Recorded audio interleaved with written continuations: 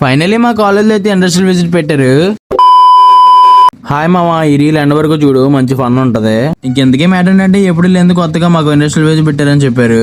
ఇది కొత్త కాదు మామ, నేనే వెళ్ళదు ఇప్పుడు దాకా. ఇంక సర్లే, మనకి ఎలాగో కంటెంట్ వస్తుంది కదా, ఇంకా నేను మా వాడు వెళ్తున్నాం.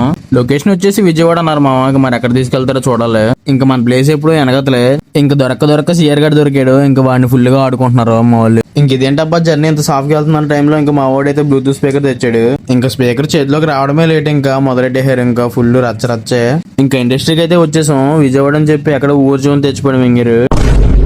ఇంకా మా కాలేజ్ ఇండస్ట్రియల్ విజిట్ అంటే ఏదో బెల్ అనుకున్నామా, కానీ పర్లేదు, రైల్వే బ్యాగ్ అని తీసుకొచ్చారు. ఇంకా అసలుకే మధ్యాహ్నం 10:30 అయిపోయింది. ఆగ్రహం ఏం చేద్దారా మావ అంటే ఇంకా ఇక్కడ క్యాంటీన్ ఒకటి ఉందా అన్నాడు. ఇంకా తెలియడమే లేట్. ఇంకా మా ముగ్గురు స్కిప్ అయిపోయాం సార్ల దగ్గర నుంచి. ఇంకా టోకెన్ తీసుకుని మెస్ లోకి వెళ్ళిపోయాం మావా. ఇంకా ఫుడ్ మాత్రం మామూలుగా లేదు అసలు. ఎంతైనా సెంట్రల్ రైల్వే కదా మావా, మనీ తక్కువ క్వాలిటీ ఎక్కువ ఫుడ్ లో.